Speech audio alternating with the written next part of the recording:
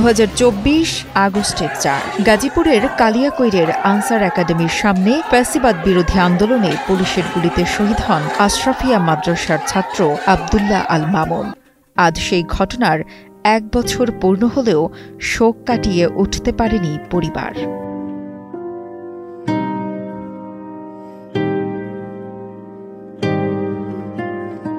ঘটনার দিন সকালে আন্দোলনে যোগ দেন মামুন। দুপুরে গুলিবিদ্ধ হওয়ার খবর আসে পরিবারের কাছে, কিন্তু সন্ধ্যা পেরিয়ে গেলেও লাশের খোঁজ পায়নি। পরদিন 5 আগস্ট গাজীপুর শহীদ তাজউদ্দিন আহমেদ মেডিকেল কলেজ হাসপাতালের সিঁড়িতে পড়ে থাকা অজ্ঞাত একটি লাশকে মামুনের লাশ বলে শনাক্ত করেন তার পরিবারের সদস্যরা।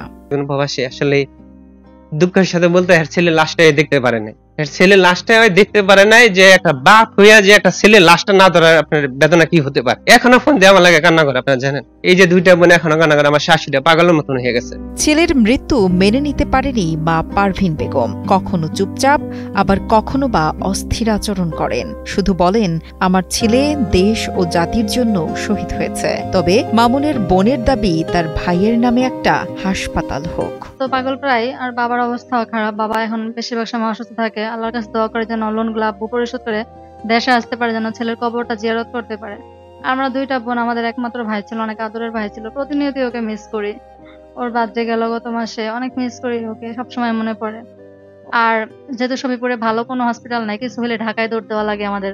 এখানে যাতে ভালো হসপিটাল বা কিছু করে দেওয়া হয় আব্দুল্লাহর নামে, যাতে সবাই আরো মনে রাখে। বসুন্ধরা টিস্যু, অশুদ্ধতার বিরুদ্ধে এক বিন্দুও ছাড় নয়। সরকারি সহায়তা পৌঁছে দেওয়া হচ্ছে উল্লেখ করে কালিয়াকৈর উপজেলা নির্বাহী কর্মকর্তা জানান, শহীদ পরিবারের পাশে আছে প্রশাসন। সময় আমাদের 2 জন শহীদ পরিবার আছে আমাদের কালিয়াকৈরে। একজন হচ্ছে ইলিম সিকদার, আব্দুল্লাহ আল মামুন। বিষয়টা আছে, এটা হচ্ছে এখন পর্যন্ত সরকার শহীদ পরিবারদেরকে 10 লাখ টাকা সঞ্চয়পত্র দিয়েছে। ইতিমধ্যে সেই সঞ্চয়পত্র আমরা সেই পরিবারকে হ্যান্ডওভার করেছি। আর বিভিন্ন সময় যে সরকারি সাহায্য সহযোগিতা গুলা এক্সক্লুসিভলি দেওয়া হচ্ছে, যেমন হচ্ছে ঈদ উপহার থেকে শুরু করে বিভিন্ন প্রোগ্রামে তাদেরকে অ্যাটেন্ড করানো, এগুলো আমরা নিয়মিতই করছি। তাদের সাথে আমরা ওয়েল কানেক্টেড। জানা গেছে, মামুনের পিতা জাহাঙ্গীর আলম একজন প্রবাসী, মা পারভিন বেগম গৃহিণী। 2 বোনের একমাত্র ভাই মামুন ছিলেন পরিবারের একটাই ভরসা। তবে এই একমাত্র প্রাণের ভাইকে হারিয়ে হাসি খুশি পরিবারটিতে এখন শুধুই হাহাকার। নুসরাত জাহান কলি, কালের কণ্ঠ।